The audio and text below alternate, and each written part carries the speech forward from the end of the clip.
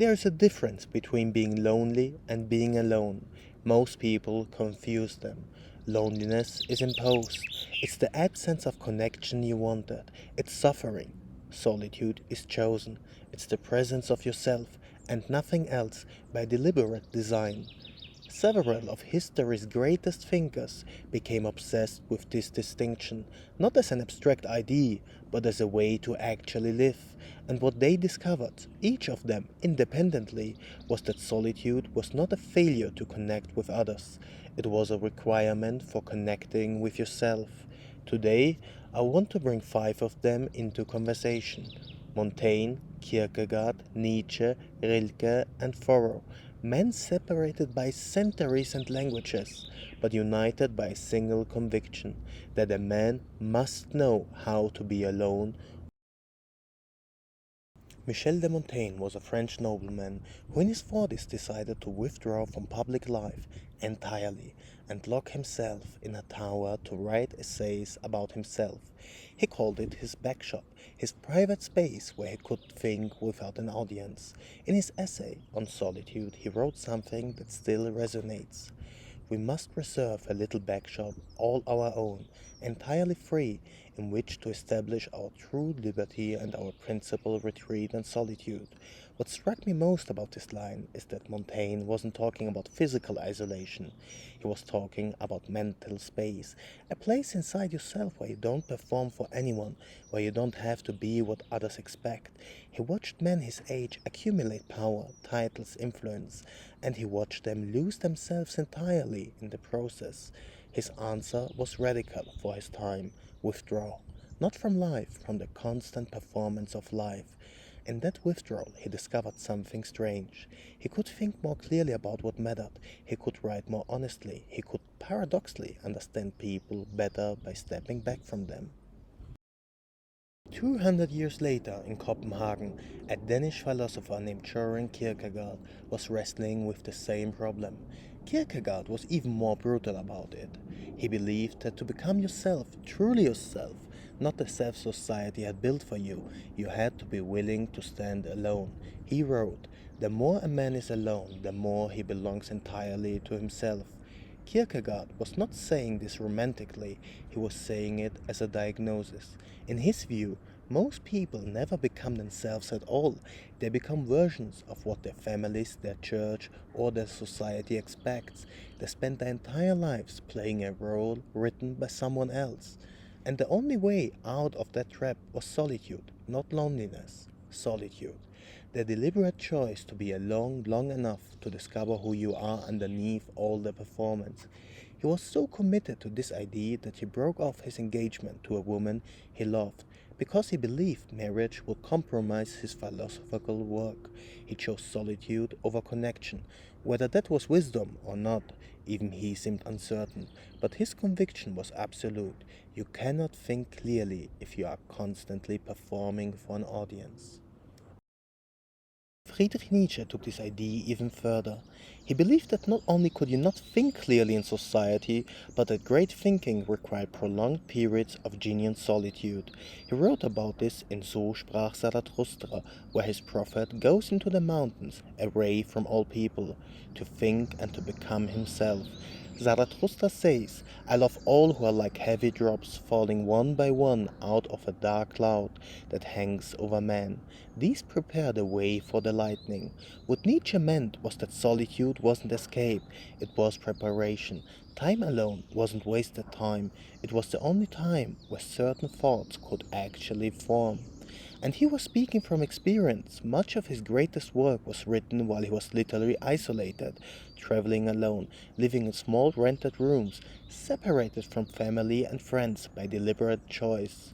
He spent years moving between Switzerland, Italy, and France, often in poor health, often lonely in the strictest sense. Rainer Maria Rilke, writing a generation after Nietzsche, approached solitude from a slightly different angle. In his letters to a young poet, he consulted a young man who was afraid of being alone. Rilke told him something that seems almost cruel at first.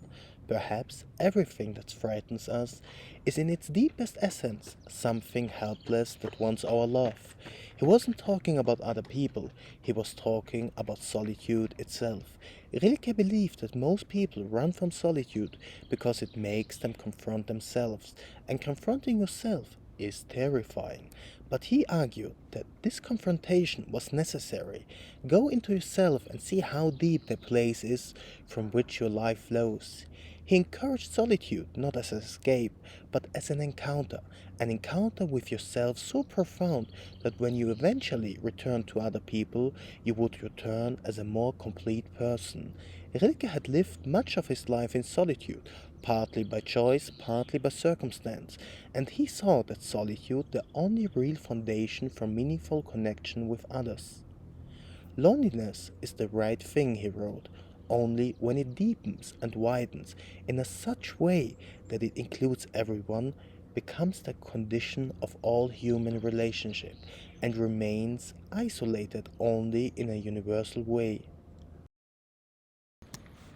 And then there was Henry David Thoreau, who didn't just write about solitude, he lived it. He built a cabin in the woods near Warden Pond, and for more than 2 years he lived alone, working just enough to support himself, using the rest of the time to think, to write, and to observe nature. He called it an experiment in living deliberately. He wrote, I went to the woods because I wished to live deliberately, to front only the essential facts of life, and see if I could not learn what I had to teach, and not, when I came to die, discover that I had not lived. What Thoreau discovered was strange. Isolation didn't make him distressed or withdrawn, it made him more alive. He noticed things, he thought clearly, he became, in his own words, a citizen of a wider world, because he had stepped back from the narrow world of society. But here's what mattered. He didn't stay there. After 2 years, he left the woods and returned to civilization. He wasn't advocating that everyone abandon society. He was arguing that everyone needed time outside society, time to think, without the constant pressure of other people's expectations. What strikes me most about bringing these five thinkers together is that they came from completely different traditions, different centuries, different countries, and yet they all arrived at the same conclusion, that solitude was not a luxury or failure of connection, it was a necessity. Not loneliness, not depression masked as philosophy, solitude. The deliberate choice to be alone long enough to discover who you are, what you actually think, what actually matters to you. Separate from what everyone else has told you should matter. In my view, we live in an age that has made this harder than ever. We are connected constantly. We are watched, commented on, validated or invalidated by metrics. We have an audience even when we're alone. And I think that's why these five men, separated by centuries, suddenly feel so relevant. They are telling us something we need to hear, that you cannot think clearly if you are always performing, that you cannot become yourself if you never spend time alone, that the most profound connections with other people come only after you have spent true time alone. How much time do you spend truly alone? Not lonely, truly alone, deliberately. And what are you avoiding discovering about yourself by staying constantly connected? Let me know in the comments if you'd like to. These five men, Montaigne, Kierkegaard, Nietzsche, Rilke, Thoreau, all chose solitude when the world would have preferred they stay engaged. They paid a price for that choice. Nietzsche lived in pain. Rilke lived without a stable home. Thoreau was considered eccentric. Kierkegaard remained unmarried and isolated. Montaigne withdrew from power. But what they gained was clarity, authenticity, the chance to actually think rather than simply perform thinking. Most of us will never retreat to a cabin by a pond or lock ourselves in a tower, but all of us can choose deliberately to spend time truly alone. And all of us might discover, as they did, that in that solitude we find not loneliness but ourselves.